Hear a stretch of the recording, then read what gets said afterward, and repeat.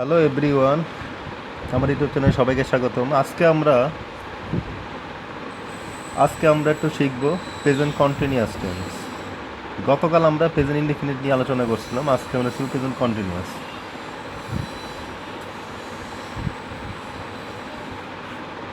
Present কন্টিনিউয়াসের নিয়ম হলো প্রথম হবে সাবজেক্ট, তারপর হবে ভার্ব। কিন্তু এখানে প্রেজেন্ট কন্টিনিউয়াস কেসে আমাদের বি ভার্ব আসবে, is, am, are, was, were, shall be, will be। তারপরে হবে ভার্বের আইএনজি প্লাস অবজেক্ট। প্রেজেন্ট কন্টিনিউয়াসকে মানে বর্তমানে আমরা ঠিক এই মুহূর্তে আমরা যা করতেছি সেটাই হলো প্রেজেন্ট কন্টিনিউয়াস। যেরকম একটা প্রথমে আমরা উদাহরণ দিই, প্রথমে ছিলাম সাবজেক্ট আই এম রিডিং,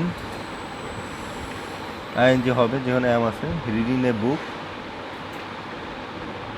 নাও, আমি এখন একটি বই পড়ছি। এখানে নাওটা আসবে, তো আমরা জানি যে নাও অ্যাডভার্ব থাকলে এখানে আমাদের প্রেজেন্ট কন্টিনিউয়াস টেন্স হবে।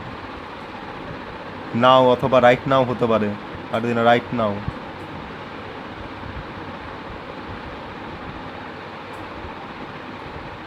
তো প্রেজেন্ট কন্টিনিউয়াসের ক্ষেত্রে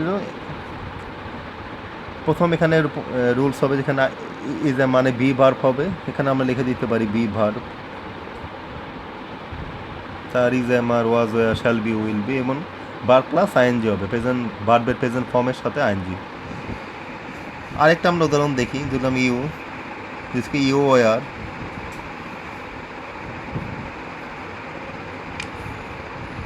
making, you were making a programme.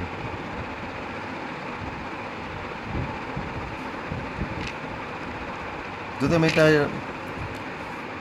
Past continuous tense দিয়ে দিছি, আচ্ছা ঠিক আছে, তো ইউ আর দিই, you are making a programme.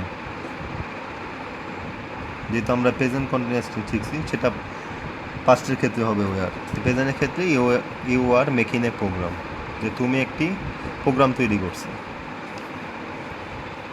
তারপর আমরা আরও দিতে পারি, অথবা আরেকটা অ্যাডভার্ব আমরা শিখি, সাথে আমরা অ্যাডভার্বও আমরা কিছু শিখছি। তবে আবার আমি দিতে পারি adverb now A days, nowadays we are watching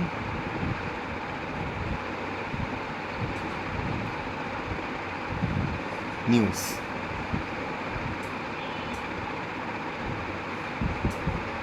দিতে পারি ইন দ্য মর্নিং। যে আমরা এখানে শিখতেছি নাওএডেজ, নাওএডেজ থাকলেও সবসময় বাড়বে, এখানে আমাদের টেন্সটা হবে প্রেজেন্ট কন্টিনিউয়াস টেন্স।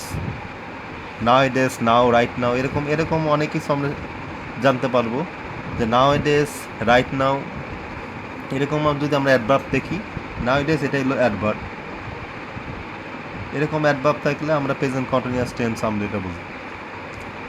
তো প্রেজেন্ট কন্টিনিউয়াসের আমার এখানে সাবজেক্ট থাকবে, তারপর হবে বি ভার্ব, তারপর বি ভার্বের সাথে হবে ভার্বের আইএনজি যুক্ত হবে, তারপরে হবে অবজেক্ট।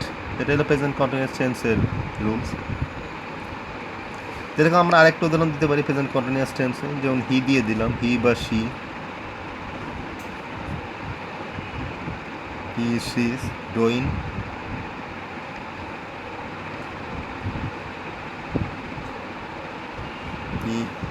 হি অথবা she is doing a work right নাও।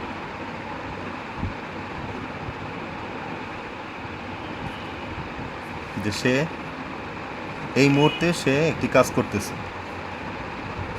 তো প্রেজেন্ট কন্টিনিউয়াস টেন্সও এখানে আমাদের যে বর্তমানকে আমাদের বুঝতেছে, মানে বর্তমান এই মুহূর্তে, বর্তমান যে এই মুহূর্তে আমরা কী কী কাজ করতেছি সেটা বোঝানোর জন্য প্রেজেন্ট কন্টিনিউয়াস টেন্স ইউজ হয়। তা আমরা যে কোনো সময় যখন আমরা কোনো সেন্টেন্স মেকিং করব, যদি ফ্রি হ্যান্ড রাইটিং আমরা লিখতে হয়, অথবা কোনো প্যারাগ্রাফ, এসে, অথবা কম্পোজিশন, অথবা ফিলিং দ্য ব্যাংকের ক্ষেত্রেও আমরা এই প্রেজেন্ট কন্টিনিউয়াস টেন্স আমরা অনেক দেখব, এবং আমরা যখন এই যে পরে আরও ফিলিং দ্য ব্ল্যাঙ্ক আমরা যখন করব তখন আমরা অনেক প্রেজেন্ট কন্টিনিউয়াস টেন্সের রুলস আমরা দেখতে পারবো। তো প্রথম একটা ফিলিং দ্য ব্ল্যাঙ্কস আমরা করি।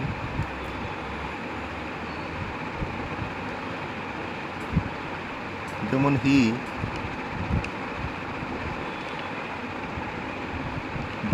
ইজ, যেহেতু ইজ আছে তাহলে এখানে আমরা দিলাম প্লে।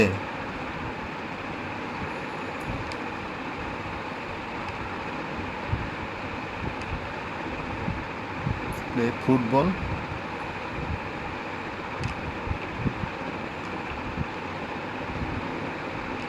নাও এখন আমরা যদি বলি যে এটা প্যাসিভ ভয়ের কাছে কি প্লেইড হবে, তা হবে না, কারণ সে এখন ফুটবল খেলতেছে।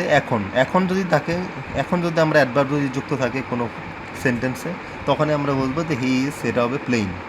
সে এখন ফুটবল খেলতেছে, এখন মানে এই মুহূর্তে সে খেলতেছে, সেটা বোঝানোর জন্য আমাদের এই যে প্রেজেন্ট কন্টিনিউয়াস টেন্স ব্যবহৃত হয়।